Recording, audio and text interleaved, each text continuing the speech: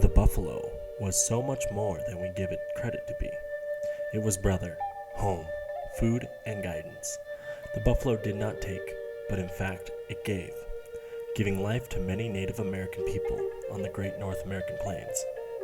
Buffalo are often joked to be the Walmart of the plains. With this being said, it means that when they hunted buffalo, they could provide everything necessary for survival. From the teepees to the meals you ate, one thing that was also made out of the buffalo was the bullboat. There are different ways at constructing the bullboat, but from our knowledge, it is composed of one buffalo hide and willow branches. The branches are stretched out in the shape of a bowl, forming the hull of the boat.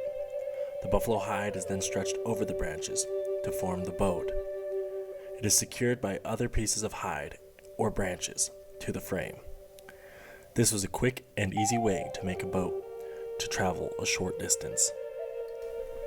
The ideal use of the bullboat was to cross from one side of the river to the other. Rivers such as the Missouri and Yellowstone, this was very common. The first Americans to talk about such travel were Lewis and Clark and the Corps of Discovery. Upon their stay at Fort Mandan, they journaled about seeing natives use these boats. William Clark is quoted, "I saw at several times a day 3 squaws in a single buffalo skin canoe loaded with meat cross the river. At the time, the waves were as high as I ever saw them on the Missouri." The Corps of Discovery also ended up using the boats on their return journey home. 2 times, in fact, the first being Lewis up on the Missouri River. Coincidentally, Captain Lewis had resorted to the bullboats to cross the Missouri River. With his detail of men, when they returned to the Upper Portage Camp on July 16, 1806, they built one boat after the Mandan fashion with a single skin in form of a basin. The next day, he reported, "We transported our baggage and meat to the opposite shore, in which the canoes we found answered even beyond our expectations." Days after Lewis's journey, Sergeant Pryor made the bullboat even more famous on the Yellowstone River. Sergeant Pryor was asked of Clark to take the horses by land to Fort Mandan. The first night on the job, he had the horses stolen from him. He tried tracking them down, but he had no luck. He decided then to take to the river in order to make it to Fort Mandan and to meet up with William Clark and the rest of the party. This is where he built 2 boats in the Mandan fashion, 7 feet in diameter. Pryor is going on a journey about 100 miles in these boats, which are only intended for river crossings.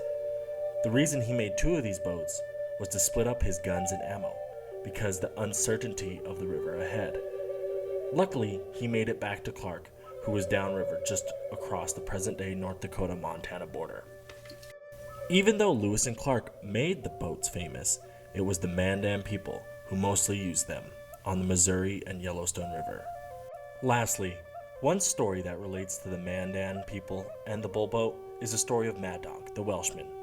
This being the so-called earliest European traveler to be in North America. No evidence is given of his existence, other than his parents existing. However, a lot of early plains travelers speculated that the Mandan were descendants of these Welsh explorers. Due to light skin and fair features, not only this, but the bullboat is also very similar to that of the Welsh coracle. This Welsh-style boat is very similar to that of the bullboat. So could the Mandan people be the lost Welshmen? Lewis and Clark, however, thought the Salish might have been these lost Welsh. We may never know if Mad Dog was real or not, and yet his legend still lives on. In conclusion, the bullboat held great service to the Mandan people, as well that it might have saved Sergeant Pryor and his crew on the Yellowstone.